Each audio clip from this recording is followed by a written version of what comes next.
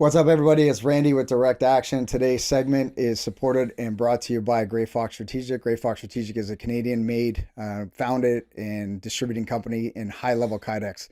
Go onto their website, check them out, greyfoxstrategic.ca, and you can, for a discount of 10%, type in DA10 for your discounted offer. These guys make high-quality stuff. Anything that has to do with Kaidex, they will build it for you. They will create it, and they are the masterminds behind high quality Kaidex materials. So today's guest, I'd like to introduce you to a good buddy of mine, a friend of mine. I've known him for quite some time. And when I served together in Joint Task Force 2, Josh Rowlands. Welcome to the show. Thanks, Randy. Thanks for having me. Thanks for coming here. Thanks for making the time. Appreciate it. Always. Yep. All right, Josh, let's jump right into it. Tell us a little bit about who you are. What is Josh Rowlands doing today? And then we'll get into the history and where you grew up.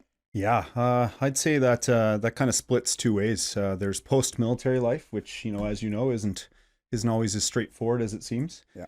And then there's kind of the entrepreneurial side that just kind of came out of nowhere, to be honest with you, and watching your business grow as well. So I currently have 3 different businesses that I am a part of. Inline K9 provide training for clients all across Ottawa, to include police and military across North America. Growing that piece, Canuck Canada, tumblers and engraving, a lot of different stuff. So we do quite a bit of stuff with them, as well as I am one of the co-owners of the Northern Premier Hockey League, formerly the Eastern Ontario Super Hockey League. Bought that with my business partner about a year and a half ago, and that has gone crazy ever since we did that. Amazing. So 3 completely random things. Yeah. But quite honestly, it's the K9 that is my dream piece, if you will. Yep. And then, on the other side of that, it's the, finding the physical and mental ways to kind of move forward post-military life. Man, that's a lot. That's a lot. You got a lot going on there. We're going to unpack a little bit. That's awesome and good for you. Yeah, thanks. It's going to be a great conversation today. I can just feel it. Let's share a little bit with our viewers. When you joined the military, where did you grow up, and what was your family upbringing like? Yeah, so I joined out of CFRC Vancouver, was original. I grew up in the Lower Mainland of British Columbia, so went to school in Abbotsford, Aldergrove. Graduated 2003 from Aldergrove Senior High. Then I left, joined the military at 19, and from there started my march east. Yeah. I missed the West quite a bit because I missed the mountains, I missed the weather. Yeah, for sure. Yeah, I started and I went to, and that's kind of where I joined the infantry, went to the PPCLI, and then kind of kept going from there. So how old were you when you started your career with the PPCLI?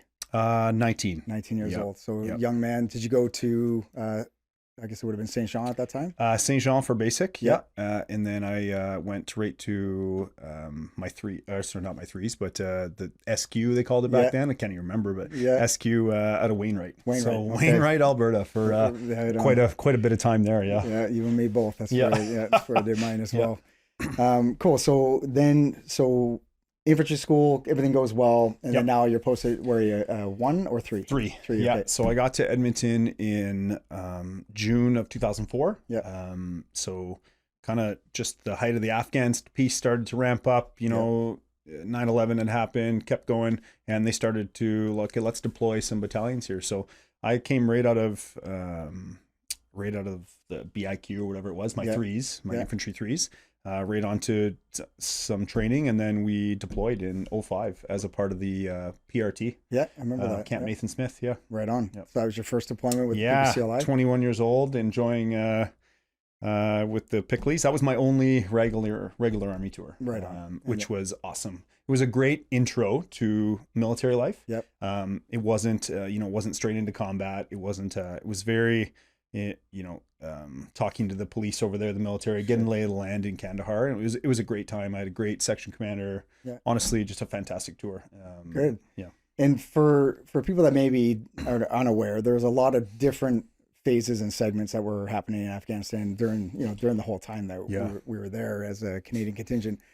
During that segment with the PRT, just maybe educate folks. What was the day-to-day like there, and how were you providing assistance and helping the locals kind of get their feet underneath them? Yeah, I'd say our job when we were there was to basically establish a footprint in Kandahar, because we had troops up north in the capital of Kabul. So basically, we came down south, moved to kind of Camp Nathan Smith, as it was later called, the PRT, and we'd move around to basically all of the province of Kandahar, meeting with different tribal leaders, different local chiefs, police, a lot of police meeting, AMP, ANA types. Yep. Finding out what they needed to be successful. What are the issues they're dealing with. There's a lot of that. So a lot of providing security in specific areas. We worked with other government agencies, CETA at the time or whatever now they're called, 10 different names, but brought them to different places, different well projects, different school projects, stuff like that. Yeah. So during that tour, would it be safe to say that a lot of the stuff that you were doing was during the day? Very overt. Yeah, very much during the day. A lot of foot patrols, a lot of vehicle patrols. It was insanely hot. And when I was dismounted, I was an LMG gunner too. So I learned that how much weight I can lose in one day was pretty insane. Because you had to wear those big flak jackets too, right? Sure. Like, oh man, just crush you. Yeah, exactly. So that was good with my permethrin stained clothes that would just like smell extensively. I'll never forget that smell. Yeah. But yeah, otherwise it was a lot of vehicle patrols and meeting with different people. Yep. Sure. Mm-hmm. So was that a 5 or 6 month tour? How long was that? That was almost 7 or 7.5 maybe. Right, that's a long one. Yeah, it was a good one. It was I enjoyed it. But like you said earlier, it gave you some good insight and a lot of learning and understanding not just the logistics to get troops into theater, but what goes on day to day. Oh yeah. So a lot of learning, which was great. At what point when you came back did you decide that maybe you wanted to do something different? Yeah, so it was actually during that time. So I got home in February of 2006, and it was at that time that the chatter was starting about them starting the new tier 2 unit. That's right.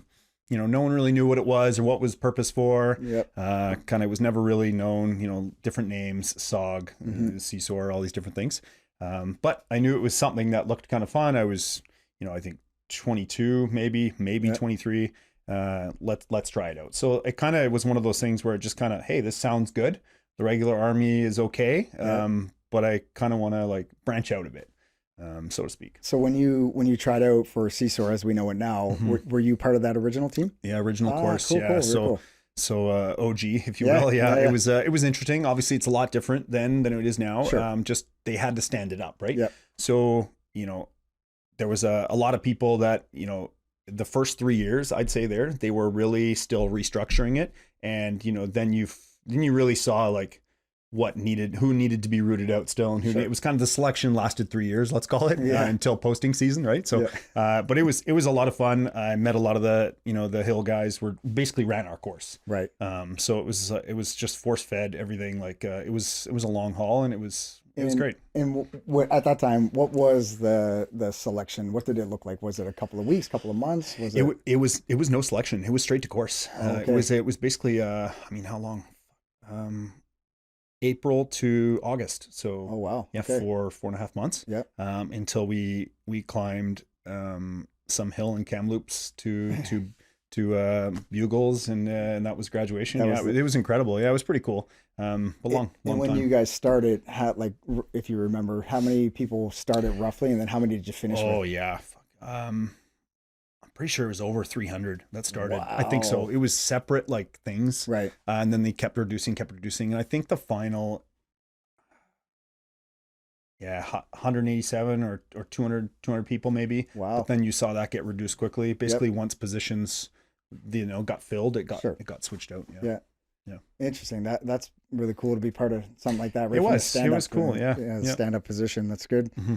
And I remember I was at the unit at the time when we heard about the SOG, and then the name changed and CSOR. And I'm curious to what you guys thought of that back then. Me personally, I was pretty excited. Because the way it was explained to us is formulating an organization that will be trained to not only help offload some of the workload, but also support operations that we'd be part of. Yeah. So I looked at it like, man, this is awesome. We have our own entity that we will indigenously train, and they're going to speak the same language. They're, you know what I mean? I was excited for it. I thought it was really cool. Yeah. And to your point, over the years we saw changes as to be expected, for sure, as mandates change and as the development unfolded, things changed for the better, I believe. Yeah, me too. Yeah. And in my perspective, it was all positive. I remember it, and I had CO standing in front of us, and like, this is official, this is happening. Yeah.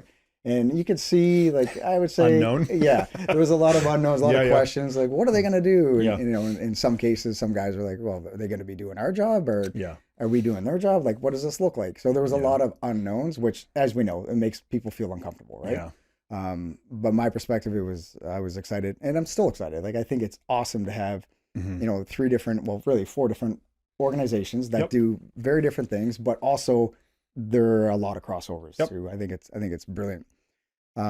Cool. So everything goes well. You're now part of CSOR. How long did you spend there, and what did that experience look like for you? So I was there until I did selection in 2013, and I was fortunate enough to deploy 7, 8, 9, basically 3 more times to Afghanistan, 7, 8, 9. So it was basically at home, there for 3 to 6 months on a tour, back home, back up, back in. I had to sign like a waiver to go back the 3rd time because they needed a breacher at the time, and I just not like, so it was a lot of fun. Like, it was just back to back deployments.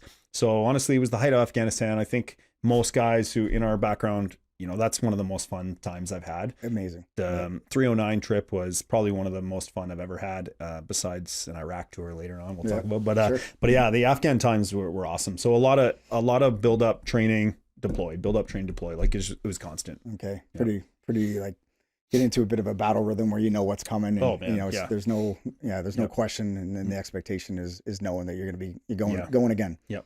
Good. That's awesome. So man, almost 6 years there. 4 years. Yeah. 06 to 13. So so 7 years. Right on. And I got to go to Africa, like Mauritania and Niger, do a little training trip over there. It's kind of cool. See the differences, the big differences between like, the 2 African countries, Niger and Mauritania, just like, hardcore Islamic versus like a lot less loose. In Niger. Niger was awesome. Fun trip. Fun. But I knew after that trip that like, I felt the handcuffs were still on a lot. Like, it just didn't feel like we were free to kind of grow and make our own decisions. It was kind of, it felt a bit still too regimented. And I was like, you know what? Like, I'm 29 at the time, I think. I'm like, fuck it, I'm going for it. Good for you. Yeah. And I didn't really know that I was ever going to do that. It was just like, I'm going to do selection when I get home. And when you first say that, people are like, oh yeah, sure you are. I'm like, all right. So put in the memo when I got home and started training for it. Amazing. That's awesome. So what did that look like for you? So you're in Petawawa, but your sights are now set on doing JTF2 selection. So you get yourself focused and prepared, and as prepared as you possibly can, not knowing what you're getting into. I had no idea. Honestly, I had none. That's one thing I really like, and I really respect about the kind of that institutional process. I don't share my my selection information with people very much, like very broad. Obviously, it's quite obvious what some of it might look like, but but I try not to, because I think that is it's a privilege to go through. It's a privilege to finish, and it's a privilege to move further. I agree. So I don't think it's a right for everyone to know, and it's a hell of a thing in the process. And I was very lucky. I had PSP staff in Petawawa at the time who put together a very good training package, which allowed me to kind of focus more as much as I could on the mental side, and the physical side kind of took care of itself. Let's just say I'm very glad, like, after seeing it unfold, that I put that effort and dedication into the physical side. That's good. Allowed me to, kind of push through a lot of that stuff unharmed, as much unharmed as I could be, to focus on the mental side, because that's a big one. It's a huge part for sure. And for folks that maybe are not aware, when Josh refers to PSP, it's basically like trained specialists in strength and conditioning that will help program individuals so they're as physically prepared as possible for the rigors of what they're getting into. And, when you talk about the mental side, that's what I share with folks. I would say it's 50-50. You can be dynamite fit, physically, but if things are not wired tight between the ears, forget it. That'll be exposed quickly. And then vice versa. So if you don't mind, maybe share with the folks, what did you do to prepare yourself mentally? What kind of Yeah. things were you thinking about, or what did you exercise on a Ye- routine basis? Yeah. Do you know what? Because I didn't know what I was getting myself into. 'Cause I really didn't. And I hadn't really done, I mean, I did the CSOR course. Right. That was over a long period. It wasn't as, focused and intense. Now, once I figured that out, Yeah. I was training, twice a day, sometimes 3 times a day with a pool session, to get I was not a strong swimmer. Yeah. So I could swim, but not like to the level where I think it needed, Okay. So I forced myself a lot in there, and I'm thankful that I did. And I survived. I did not thrive. Okay. I'm just going to throw that out there. Sounds about common. I did not thrive in the pool at all. Yeah. So, but that, the time spent running, the time spent, strength training specifically, all that really helped. And just ever since I got in, I felt like anything I wanted to do, I could do. And this would be the moment to really test it. And my whole goal going into it was, doesn't matter. Just don't give up. So that's my only, whether I get fucking broken or they remove me or whatever happens, I don't know how it works. I'm just not giving up. So go until I drop, and see what happens. Yep. That's great. I had the same approach too. I literally remember looking at myself in the mirror and like, the only way I'm leaving is if they pull me by my shoulder and say, you're done, 100%. or I'm getting resuscitated. And what's funny is I had, day one or the day before, when you meet the people that you're going to be doing selection with, this one guy comes in, all these fit guys come walking in, and there's this one Navy guy, okay? And nothing against Navy guys. There's a lot of good assaulters who are Navy guys. This one Navy guy comes in, he's short and he's very round. And he's drinking a Pepsi the day before fucking it kicks off. And I just looked at myself thinking, what the fuck are you doing here? And sure as shit, day one. Didn't even matter. It was I was like, well, there you go. So that's interesting, eh? Like we've all seen and experienced similar things, and I question what some guys are thinking in terms of preparing for something. Free trip across country. I don't know. I just don't know. They seem to waste their time. They waste their chain of command's time. Yeah. Everyone that tries to help them get there, they're just wasting people's time. And I don't know how we even did on the the Cooper's test to even the entry level. Yeah. And the Cooper's test is not a good measure of selection fitness at all. It's just, I just found it funny. Like the guy that did the best on the Cooper's test for our group was, he was out day 2. So just one of those things, like you said, mental. Yeah. Like I look at that entry level, I'm not sure what they do now, might be a little bit different, but that entry level day 0 Cooper's test, they run that as a liability to ensure that you're fit enough to get through. I think so. Right? I think it's great that they do that. Yeah. And I looked at it like, this is a warm up, man. Like guys are struggling to get through the Cooper's test. 25 push-ups and the runs are taking 10 minutes and it's like, ooh, boys. Yeah. Like, come on, man. That's just like, I do that before I have my first cup of coffee. Yeah. Anyway, it's interesting, but good for you. So that's 2013. Yep. Right. Yep. So first selection successful. Yep. First SOAC. Yep. Successful. Yep. Good stuff. Yep. It's not uncommon. I'd say probably 50% of the unit, maybe. I'd be curious, actually. I don't know what the exact numbers are, but there's a lot of guys that have had the great opportunity to work with, like you. It took them either 2 selections or 2 SOACs. So SOAC is the assaulter course, and that's no slight against them. It's just the realities are, man, injuries happen. Didn't go your way. Something. Yeah, exactly. Things happen. So good for you. So you get through the first attempt right on. So now you're part of the unit, and what did the first year look like? Oh man, I gotta tell you, like coming from where I came from and the deployment experience I had, I didn't expect the learning curve to be as sharp as it was. Really? And I didn't know what to expect, in fairness, but I thought, okay, like at least I'll have like a schmick, and then I'll training is training. But man, the thing I loved about SOAC, I absolutely loved, is no matter what experience you had at basic CQB, no matter what you were in the Navy and Air Force, or you were in infantry with a lot of deployments, once you got completed basic before you went to advanced, it didn't matter how much experience you had. Almost everyone was at the same level at you starting. I was so impressed at that. And that just is a tribute to our selection standards. I really think people just pick up that quick. And this guy has, 6 less years of experience, but is like, he's got everything you did. And you know what I mean? It's like, okay, do I take that personally, or just is it a tribute to what's going on around us, right? I think you're right. Well, I'm pretty confident. Like the system works, and the selection process for the ability to make wise decisions quickly, process information quickly.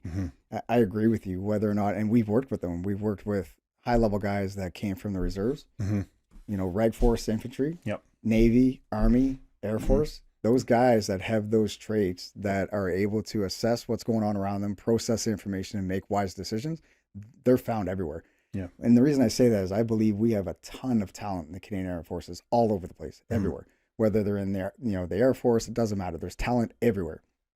If they train in preparation for selection and they're able to highlight what they're capable of and they're selected, they will do well. I think so, yeah. It's a tribute to the system. Like the institution does a good job. Like you said, we've had the opportunity to work with all sorts of other tier 1 units from across allied nations, other nations, and man, we're the processes are a little different everywhere you go. Sure. And it's funny how it still all leads to the same point. Yeah. And I really enjoyed that. Like I love the Brits do things a lot different than us, but man, on the other end of that, they're fucking warfighters too. And I love it. I do too. And it's awesome getting a chance to work with all those guys too. You can literally take the flag off the shoulder, replace it for, I know what you're going to do. I know what you're going to do. I know how we're going to handle this. Think very similarly, react very similarly, walk the same, talk the same. The accents might be a little bit different, but they might drink more. But it is pretty cool to see how whatever systems that they have in place, at the end of the day, the end product is very, very similar. Yeah, it's pretty cool. Awesome. So, so now they're at the unit doing well, adjusting to changes and how adjusting how fast, would be how fast things happen. It's pretty remarkable. How many years did you serve at the unit? So I got there in 14 I did SOAC. Right. So if you don't include that year, 15, 16, 17, 18, 19, 20 was kind of that weird year, right? Yep. And then 21 I left. So you released in 21. Yeah. Okay, right on. I released in 23, but I left the unit in 21. That's when I started my transition out of the forces. So, okay. Yeah. Okay. Yep. Right on. Do you want to chat about that a little bit? Yeah, absolutely. So what did that look like? So 21. So after we're kind of in the heat of COVID. I found that going through everything that we've gone through, the deployments to Iraq, the purpose that we had, and the I try not to involve myself in the foreign policy aspects of it. Sure. I don't care. It's at the end of the day, I can't control it, right? Yep. So a lot of people get fired up about it. Is what it is. I had a dog, just played with him. So that was the best part. Then I just realized that, I was kind of hiding or burying a lot of the issues that I didn't really know that I had yet, burying them under work, right? Hiding at work more, reclusing more, doing more, adding more to my plate, which, hasn't really changed. Yeah. But I found for me, that's my, I don't want to say my medication, but it's kind of my medication. Oh, it's 100% a coping mechanism. It's 100%. And it's, I don't want to deal with everything up there. Yeah. I want to just do, right? Yeah. So I'm just doing. Yeah. I think there's a lot of us that are very similar. Oh yeah. Just keep piling it on. Yeah. The more work we're doing, the busier we stay, the less we're thinking about those things that maybe need to come to the surface. Yeah. And just address them head on. And to be honest, not even knowing what those things are. Yeah. That's another thing. Like I sometimes I think, and you see some people go through specific, incidences that, but for me and for a lot of us, the whole TBI piece has been it's really life changing. It's changed my life considerably. The way I interact, the way I want to interact with people in my life, who I have in my life, everything. It's affected my relationships, my own ability to conduct business throughout the day. So it's quite a thing. In the later parts of your career, so we'll say like 2019, 2020, were you recognizing things either physically or mentally that were kind of alarming or at least setting off a bit of a red flag? Yeah. Well, physically, I think we all, right? I had that. Now I'm going on like, kind of 15 years in CANSOF, and like it's a long time, as you know. Yeah. Plus the, 2 courses, the selection, all of it, plus like 9 deployments. And I was like, okay, like I'm feeling this, but it started to be when I don't know, like when my memory, slurring some words here and there, like that was one of the first things I picked up, to be honest. Just kept note. I talked to the doctors about it, just, but nothing had really come to the surface yet. It was more just like fatigue, memory issues, little things. But there was no like crash start moment. Right. I felt at the end of 2020 though, when we kind of got forced to halt for COVID, right, which is a whole other fucking issue. But when we got forced to stop, and we actually had to stop, like the cement shoes were on, well, now we have to deal with all this shit. Yeah. Well, I don't want to deal with this shit. You know what I mean? So like, and that's when I noticed that was a big one for me. Like that just changed the way I was like, oh, okay, now I do have issues I need to deal with. And at that time when COVID was a thing, yeah. I was already out at that point. I was out in 19. Okay. So I missed the COVID stuff, but was the battle rhythm at the unit, like how did they adjust it? Did they have like teams at the unit and then other teams at home, or was everybody at home, or was it like kind of based on where you are and the importance of having cycles, to be in the cycle? Yeah. So I think originally, like remember our first shutdown, we don't really know what this is. It's kind of moving its way west across, everything. Yeah. Okay. At first, like, I understood let's put everything on pause for a few months, really. Yeah. So everyone was kind of away. They kind of only brought in certain IRTF pieces, cycles. That's it. Like basically shut everything else down. And then once it was like, okay, maybe this does have a 99.99% survival rate. Yeah. Little shot there, but let's maybe we can bring people in on different rotations, just so we don't have, say, half the unit go down to a flu, right? Which we didn't want, right? So especially with all the deployments and such. So it's tough trying to manage, the tempo, trying to manage, it was, that's a lot. It was forced white space though. That was, which is, as you know, in the unit. Right. So, really so let's talk about that. So now you're basically at home more than you want to be, or it's quieter. Let's just say it's quieter. The tempo is suppressed just a little bit. Mm-hmm. And did you notice at that point there were more incidences or more frequent? Oh, much more frequent. Yeah. And just my mindset, I couldn't just bury myself in things that I knew I enjoyed, say like, small dopamine tasks, hits, like whatever it might be at work. Because at work, you're just, hey, go here, do this, right? Yeah. Okay, that's great. I can do all these things. But then once you're forced to like look up and out, and make decisions for yourself and structure your day differently. And I was like, oh, something's not right. Okay. Which I never used to have those issues. And I instantly knew that, something was going on. And that's kind of actually, perfect segue. That's when I started working with dogs on the side. Right. That was so 2021, I think. Right. I started missing my dog from work because we couldn't bring him home at the time, right? Oh, okay. So I was like, oh, I miss this because I buried myself at work with dogs. I mean, obsessive, right? So I would go and work with other dogs on the side, like some of my friends, just kind of to get the fix. Yeah. And very quickly, I realized how important that was. It was basically as if, you talk about, taking a Tylenol or Motrin, what it does for our body. Yeah. That was for my mind. So anytime I had the leash, like that was bubble.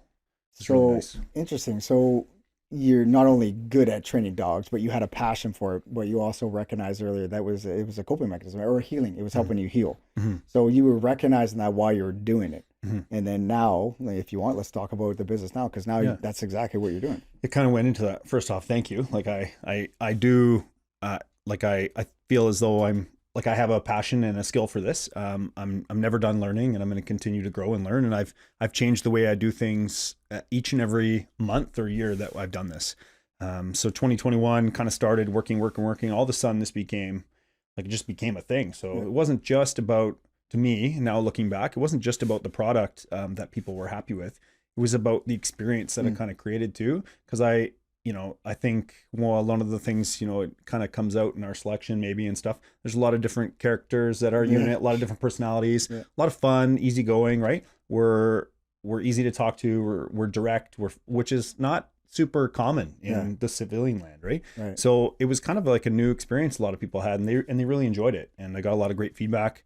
Awesome. And it just became referral after referral after referral. And to this day, we've spent almost no money or no effort into advertising. It's basically just word of mouth referrals. Word of mouth. So one day I'll have to start advertising. So at what point did you say, wait a minute, I have something here, and then you decide to start a business? Or so because was it kind of like horse before the cart, so to speak, or? Yeah, because I didn't know this was what it was going to do. I just did this to make myself feel better. So and that's something that I when I spoke about in one of my podcasts was. It was my way of coping. Mm. So I didn't think about, oh, I'm doing this for other people. I'm doing this for other dogs. I'm doing this so I don't go down a dangerous path, right? Mm-hmm. Which we see too much from our colleagues, right? Yeah. You see, especially with us, you see when guys come out, they either excel and grow into, finding, time on their own with their families, or entrepreneurially. But then you see the dark side too. You see the, the alcohol or drug abuse too, which is quite sad. And I found myself quickly going down the alcohol side of things. And I've never been a drinker. I was always the DD during my time at the Hill and everything. So it was frustrating, and I could see it and feel it. And I found that the more I trained, the more I maybe pulled away from that other stuff. Yeah. So I just continued that. In 2022, I was kind of like, all right, well, I might as well incorporate, right? Make this a thing. Still don't know what it's going to do or what it's going to be, but at least I can, put the money aside here and put your focus into it, right? And focus, exactly. And it would again became a purpose, right? Yeah. I feel like I lost my purpose before, and then the medication kind of rechanneled it. Good. So yeah. Good for you, man. That's awesome. So Thanks. In that basically year and a half, almost 2 years, so you're in the transition. What does that look like? So as part of the transition center, it's virtual means where you basically have somebody to check in with, or how does that work? Especially during the COVID time, it was, I think you were supposed to come in once a month. I'm 50 minutes away from the transition center, almost an hour. I told them look, I'm not coming in. Like, I'm not driving an hour just for, you know what I mean? Like, and they were like, okay. So it was all about physical and mental well-being at this time. So like still to this day, and you probably to yourself too, I'm once a week physio, once a week chiro, massage, psych, in a lot of areas, every couple of weeks, right. Occupational therapy, all this stuff that, is really keeping everything glued together. Yeah. And I find even when same with you, when I miss a physio or massage a couple of weeks, oh boy, everything flares up really. It's big, right? And then the pain comes back. When the pain comes back, your mental side's not good. So it's like this, self-licking ice cream cone. Yeah. Yeah. Well, man, it sounds like you're doing great now, which is good. Good to see. I'm trying, man. It's it's not easy, you know what I mean? So you continue to battle, but it's not a fight I'm willing to give up. Good for you. Yeah. That's good. So Inline K9, that's the name of the business. What does the day-to-day look like for that side of the business? Yeah. So honestly, it's as much as I want it to be. And what I mean by that is, if I wanted to be working 5 days a week, 8 hours a day, I think I could. It would just take a lot of time and effort that I don't necessarily have the capacity for right now, to be honest with you. Right. So I've laid my focus down to 1 or 2 days a week, just choosing my clients, choosing my areas, and focusing on just growing it organically through different trainers, and starting to build the the police and tactical side as well, because that's where my passion lies. To be honest, golden retriever who won't start barking, sure, it's little things, recall, all that's great, and I love it, and I love changing people's lives.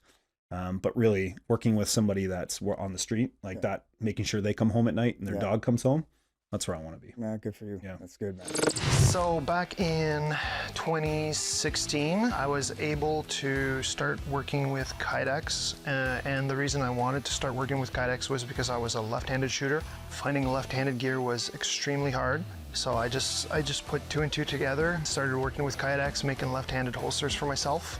From there, quote unquote, refined my process. Started making gear for buddies that were cops in military, and it literally snowballed from there. Everything that we do is handmade by shooters for shooters, and there's a lot of other Kaidex companies out there, and they are also for shooters by shooters. But we take the time and we care about what we do, and I think that shows in our products. Like working here, this is our home. We brought it from home, and we created a home. Our kids have worked here, so this is our home. What I would say, like, when training a dog, we'll use like general public, right? So if someone's got a golden retriever or a lab that just is being difficult or whatever. Do you approach training that dog and helping the owner? Like, with the approach, would it be very different than the tactical side, where the dog and the handler might be an issue with the chemistry between the two? But do you approach these two avenues similarly, or are there some crossovers between the two? And forgive my ignorance, because I don't know the first thing about raising a dog. Yeah, it's all good. I would say very similar to a degree. And what I mean by that is, I deal with a wide variety of the public. Some are ex-military, ex-police, or current serving when I'm training like home dogs. Right. So I can talk to them a certain way. Versus, I'm working with somebody's doodle who it's their first dog and this dog has never heard the word no and it just chews up their house and does whatever the fuck they want, right? And that drives me nuts because at first, I'll be honest with you, I learned to, I had to really work to curb my it's your fucking fault. Really want to say. Yeah, of course. Yeah. But I'll be honest, that was while I shaped the business. Right. Now, excuse me for being a bit of an asshole here, but now that the business is kind of cemented, right. I'm not going anywhere because of one bad review, right? Right. Yeah, I kind of I speak my mind now. Yeah. Your dog's fat. Like I'll tell people and they take that personally, right? Yeah. I don't tell them they're fat or anything like that, but I vouch for the dogs because, that affects everything they do and their longevity. And I say, hey, you want this dog long in your life? Like let's, so I'm careful in the way I approach it, Sure. But I'll be honest with you, there's a lot of similarities in the way I would talk to, Heather and Sam for whatever obedience, and then multiple handlers for police canine that I would work. There's a lot of similarities. Okay, cool. Yeah. Right on. Yep. Right on. Very cool. Yep. Awesome. That's so cool, man. Yeah. It's interesting. And that's why I feel though, and again, it speaks to, and I always wonder, why is this working? Like, why is it? Is it like, there's a lot of dog trainers, right? It's like real estate agents. I joke. Sure. There's a ton of them, right? Yeah. There's good ones and bad ones. Why is this working? Well, the product's good, sure, but that's only half the battle. I think it's the experience too. So when people come like after a work day and, they have to get their daughter to bed or their son to a practice or vice versa, they have that 45-minute session with us. I don't want them to feel like, oh, fuck, this sucks. I got to go to this session. I want them coming home from work going, oh yeah, I get to go train with Josh, train with my other trainers. Yeah. It's exciting. Cool. And they show up fun. We always have fun. I make sure they leave with something. It's an experience too. And I think that's why we've been so successful. Yeah. Experience for sure. People will not only invest the time, but the money because they see what they're getting out of it, which is the experience, shared experience. That's the big one. Yeah. I mean, how many, like I threaten to throw things, use e-collar on my clients, hit them with shoes, as a joke, sometimes joking. But it's been fun. It's an experience. They laugh at that shit. They don't get people talking like that them in their regular life where I'm like, I don't care. And we have a good time. I've met some of my best friends through this. So cool. It's been an incredible journey. And what does an average session look like? So if you got a new dog, new handler, introductions happen, what does say the first session look like? Yeah. So first thing we do is basically once you're ready to start, we have you fill out an assessment form, lets me read up on your dog. I don't even read that until I'm there meeting you. I don't want to know anything about the dog before I step into your home, other than will it bite me? That's all I care about. If it'll bite me, put a leash on it. If it won't bite me, I don't care. Let it do whatever. Let it jump, let it growl, let it do whatever. So that's my first kind of thing. Because I don't want any preconceived notions. I want to train the dog in front of me, right? Cool. So basically we do our consult. It's 80 minutes in length and we go over the assessment form, try to find, I'll ask hidden questions about certain things. What do you think is causing this behavior? The Socratic approach. Yeah. So it's funny. Brian LeBlanc was my SOAC warrant, and this was the second year I think they started using it. Yep. I loved it. Yeah. And I honestly use it for all of my teaching and training. Great. I ask people, I let them walk themselves to the answers and conclusions versus just telling them, and they get something out of it, I feel like. And it's fun because you put them on the spot and challenge them. Sure. So that's a good experience. And then for the rest of that session, so after I kind of get what I need out of it, we have a basic of homework I'll give you. I'll make you do it. I'll do it. And then make sure you understand how to do it when I'm not there, right? Because that's important. Yep. It doesn't matter what it looks like when I'm there. It's when I'm not there. So we talk about our communication model and all the different things that we want to do. And then I get them to practice, and then I'll check up on them throughout the week. And then that would be our consult.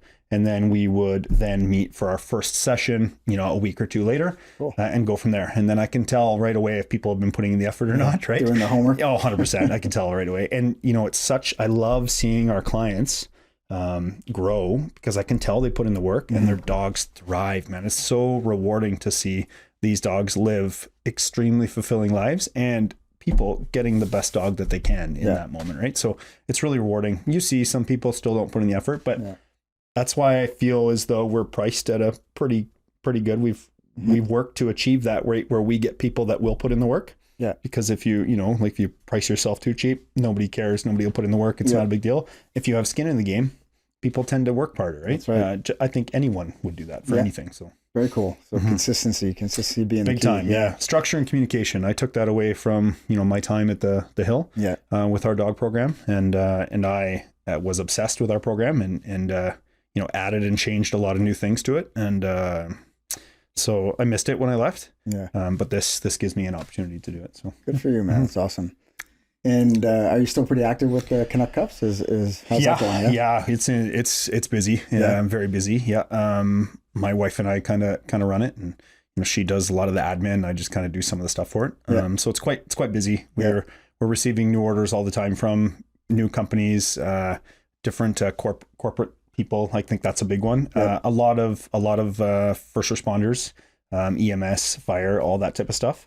We do a ton of their personal stuff, and then random people, whiskey glasses, decanters, all the good stuff. So, the whiskey glasses are awesome. I know. I have a bunch. I have one for each of my companies. The last batch that you sent me, those are awesome. Yeah, they're good gifts too. You know what I mean? They really are. Yeah. So everyone's going to use it. So everyone that we hang out with, anyways. and what do you find is the biggest sellers? Is it water bottles? Is it tumblers? Or is it mixed? Yeah, water bottles and tumblers, I think, are the two. Yeah, like a 20-ounce tumbler, like your basic standard. That one sells pretty good. And these are great. I've got a couple of Yetis at home, and obviously a couple of these as well, and they're on par to the Yeti.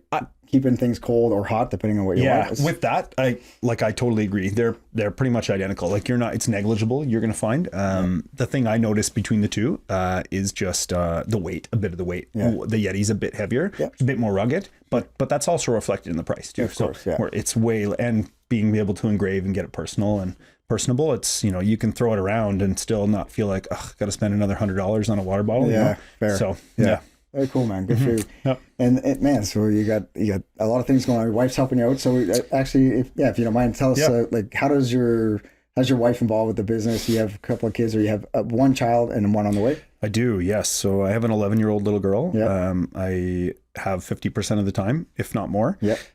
She's amazing. She just graduated today, actually, from elementary. Amazing. So it came from there today, and that was pretty cool seeing her. That was like a really reflection moment, Yeah.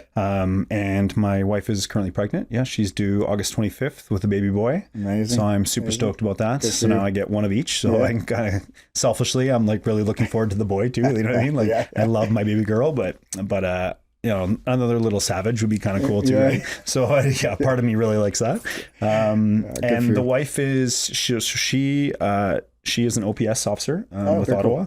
Cool. So she started in 2019 there, and then now she's on leave, obviously.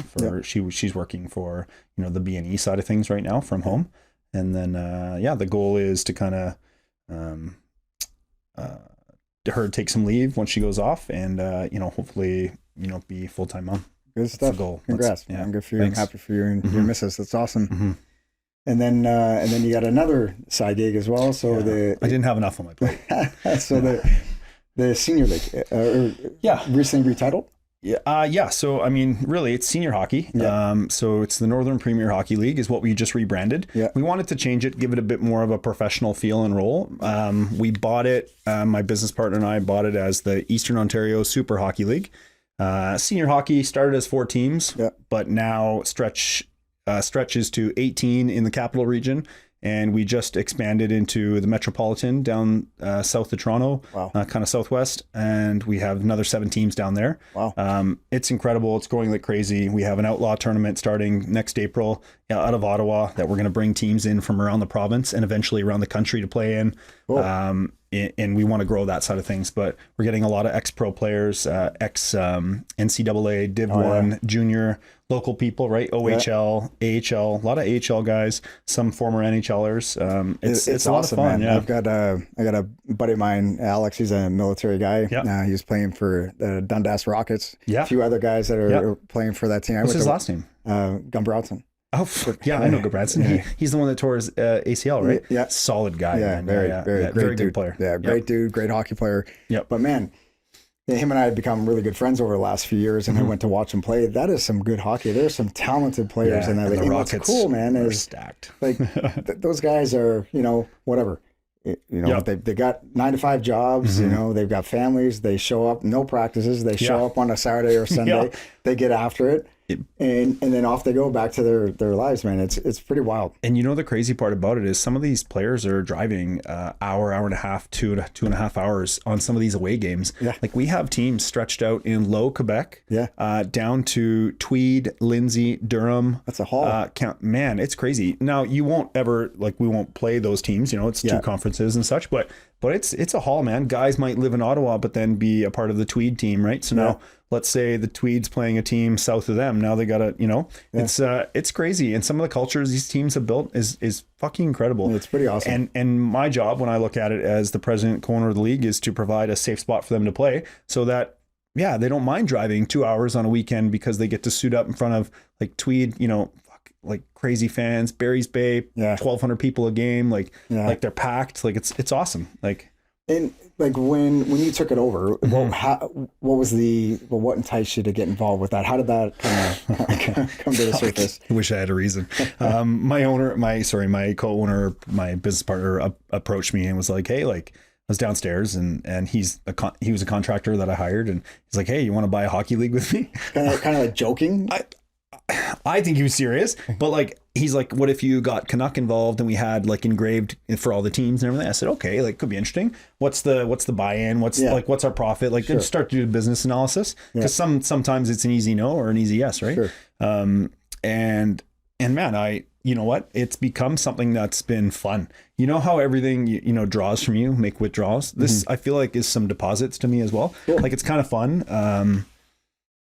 It's been and how interesting. much of your time, right now it's summers, but it's going to ramp up soon. So it is, how much of your time would be dedicated to last year? Way too much time. Really? If my wife was here, she would yell at me. It's too much time for, it's not, I'm not getting anything out of it yet. Right. The goal is to eventually, but watching where it was last year, 16 teams, no rebrand, right, to now 25 teams across the whole province with a full rebrand going on, a new outlaw tournament coming. This off season has been insane, and we're continuing to reshape it because I want to draw more and more pro players in, so that they go, I can come play and not worry about getting hacked / fought just because I played elsewhere, right?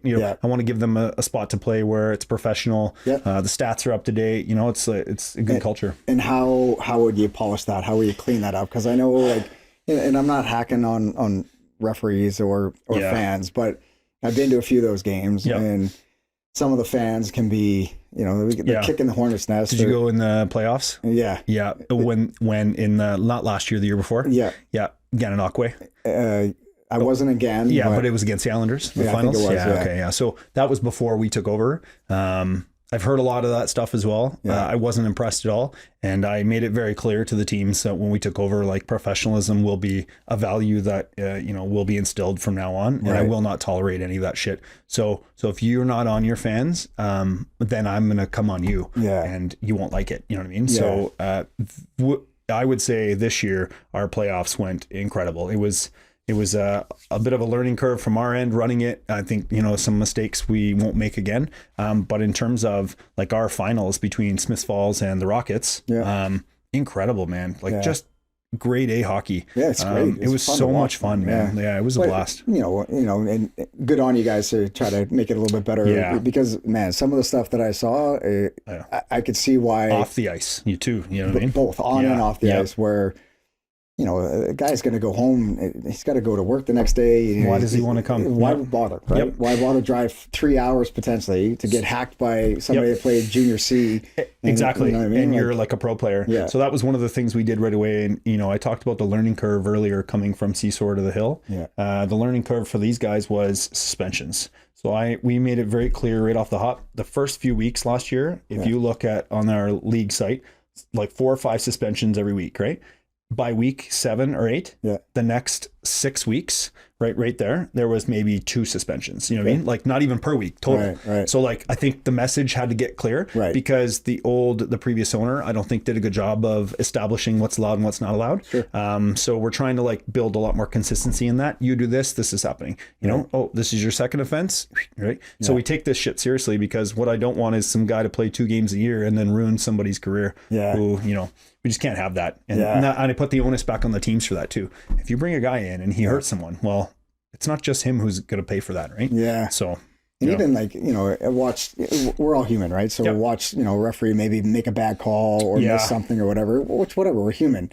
But it was the fans that would unleash on these referees. I'm like, man, these referees at the end of the day, they're the same. They have other things to do in their lives. They're donating their time, man. Yeah. It's, you know, I would say it's a good problem to have, that our referees are that people complain about our refs. And I'll tell you why, because we are at a point now where the product of the quality and product of the league has grown to a point where the referees and now are falling behind, some of them. And that's not a shot at them. That's I couldn't do it. So like, who am I to judge them? Right. So some of these refs have not done this high quality of hockey. So you see, that's why we're picky and choosy in the playoffs. But at the end of the day, without the refs and officials, we don't have a game. So got to treat them with professionalism, respect. I made sure to communicate to them throughout the year, sending them messages, letting them know, because we need these guys, man. Absolutely. They are everything. So we need to treat them right and give them the tools to be able to do their job, to manage the bullshit. Because at the end of the day, it's a bunch of grown men making stupid decisions sometimes, right? And you need to manage that. That's cool, man. Good for you. Wow, you got a lot going on. So this year is a lot about managing this moving forward, especially with a new kid on the way.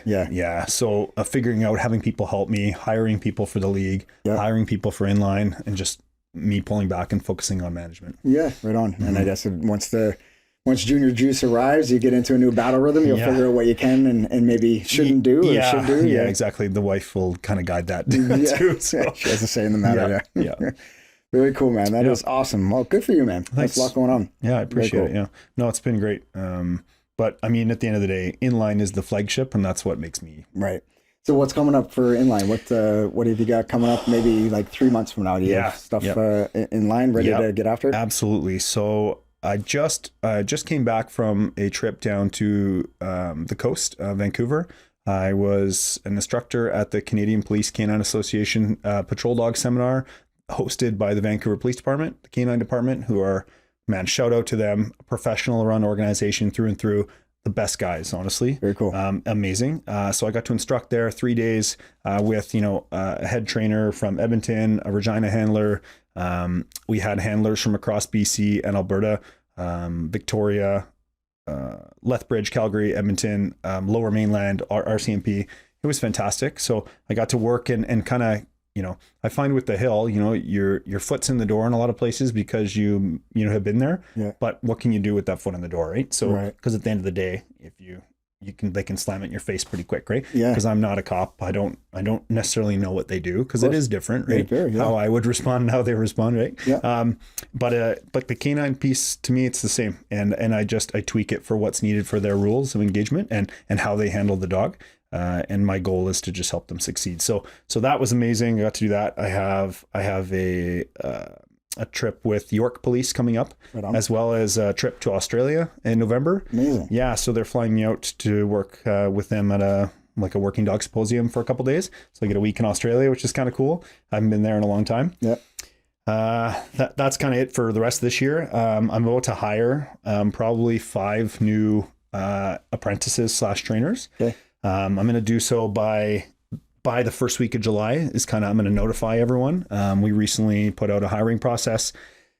I've been overwhelmed with the quality of applicant that I've been receiving. We probably had 19 to 20 applications, and that's great. And honestly, I could hire 10 of them right away and feel pretty good about it.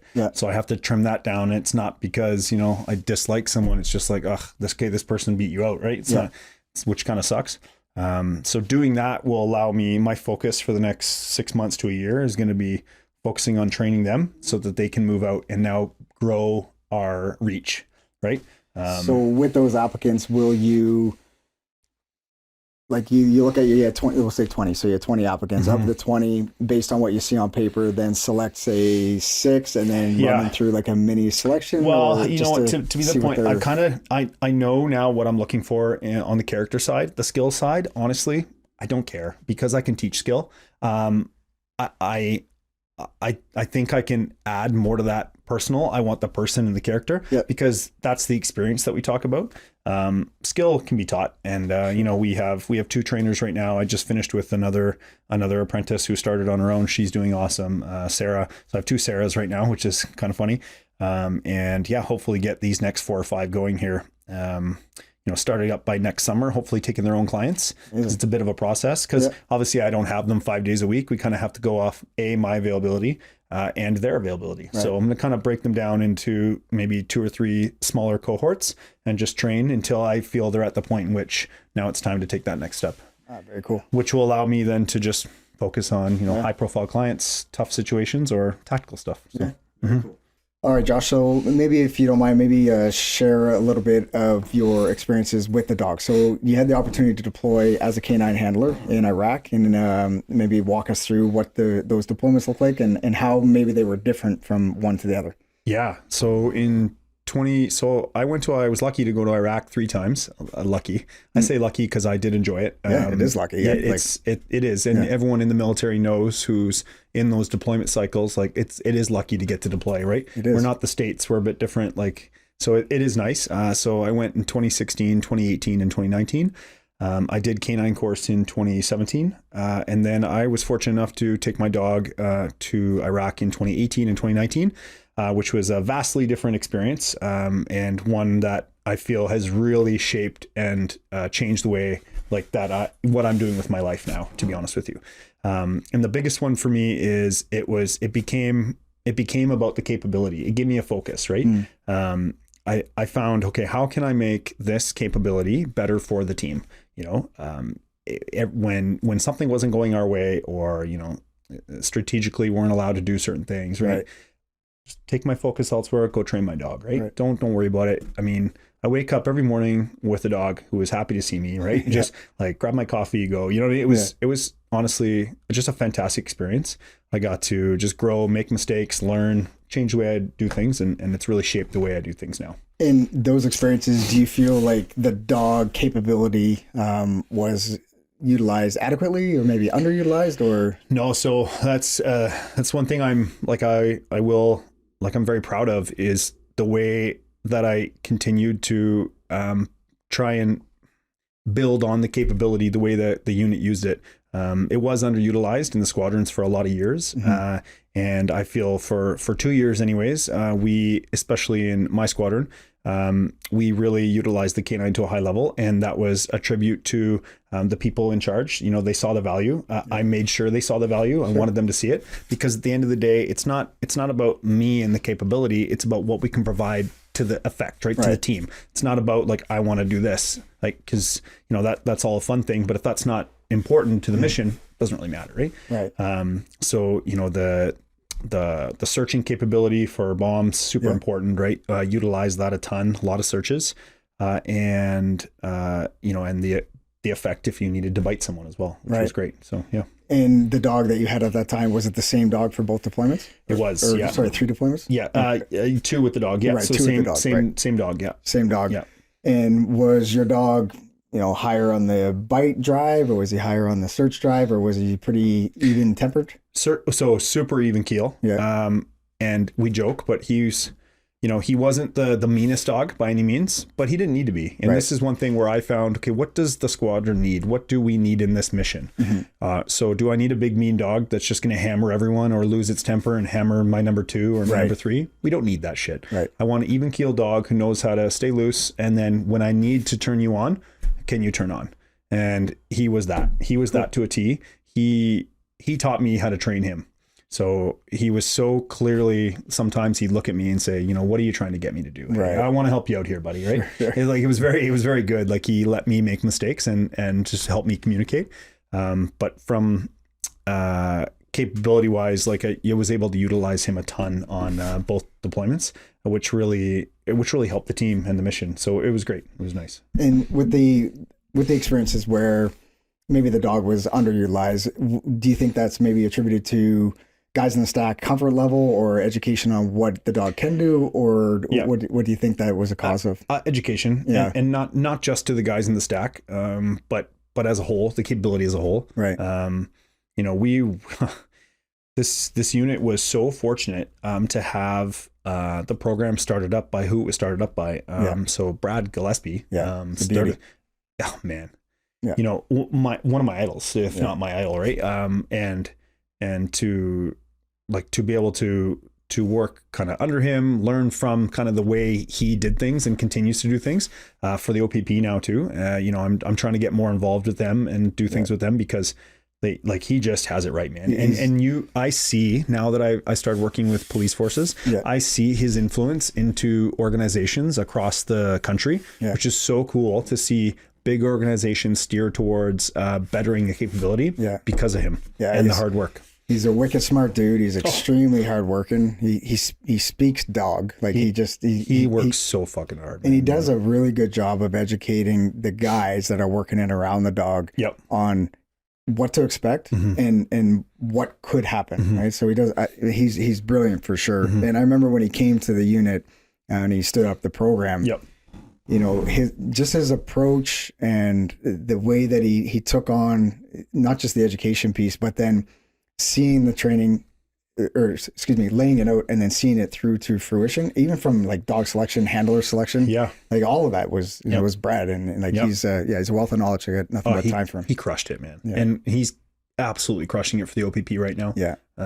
And he just, continues to leave his mark across the country. And I have no doubt it's going to continue across North America as well. That's awesome. So back to your deployment. So you said the second time around was a little bit different than the first time around with the dog. Yeah, it was different in the way that I approached it too. I kind of had a little bit understanding of what to expect. But like anything, missions change on the go too, right? But it was a lot different in the terms that the way I trained, you know, a lot more efficient this time around. A lot better at communicating, finding a style that really helped, because we were trained to be, you know, we were trained as handlers. But quite honestly, you know, that was the beginning of training to be trainers, because at the end of the day, we're away from the people who would train, right? Not only all through the squadron days, but also when we're deployed. So you become your own trainer. So you can fuck it up real fast if you don't stick with the principles and stick with the fundamentals. Because with dogs, I find it's easy, and you see it in law enforcement all the time, to only go toward or gravitate towards the cool stuff, right?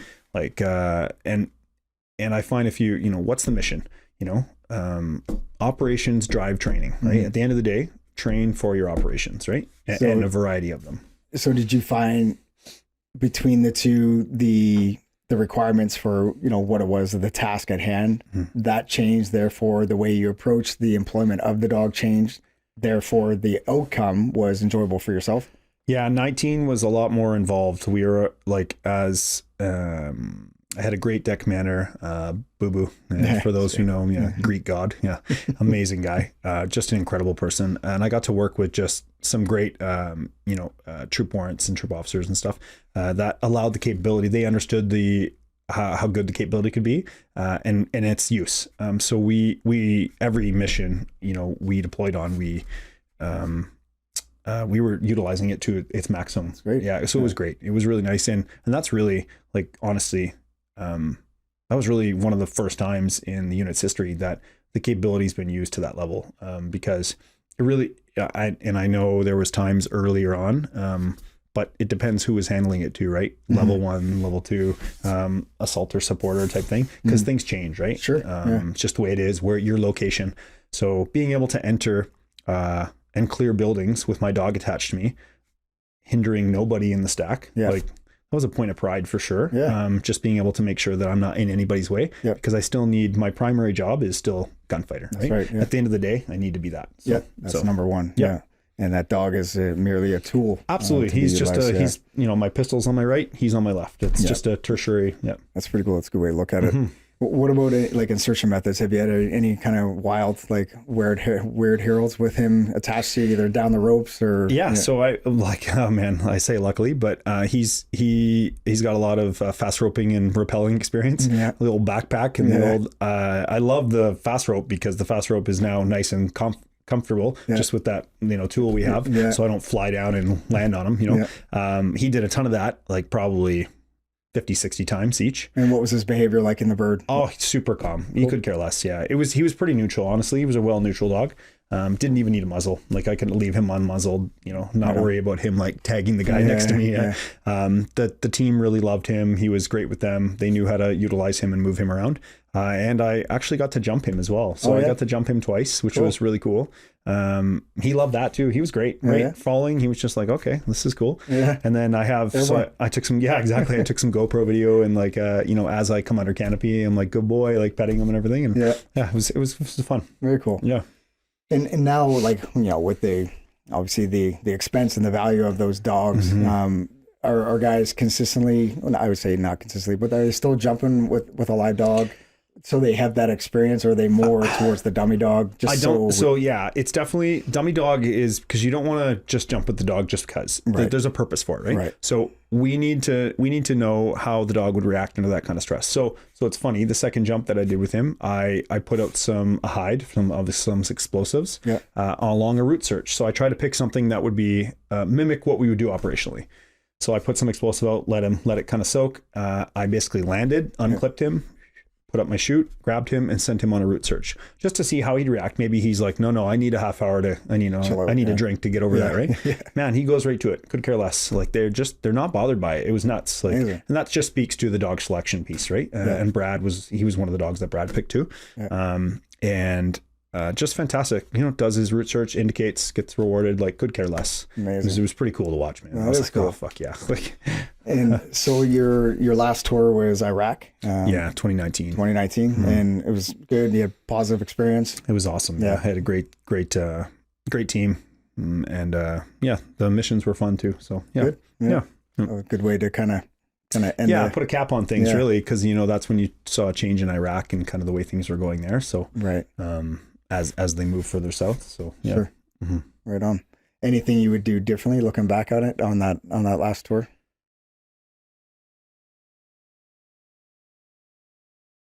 No, I don't think so. Because I mean, hindsight is hindsight, and if we all had the power of it, we'd all be better, right?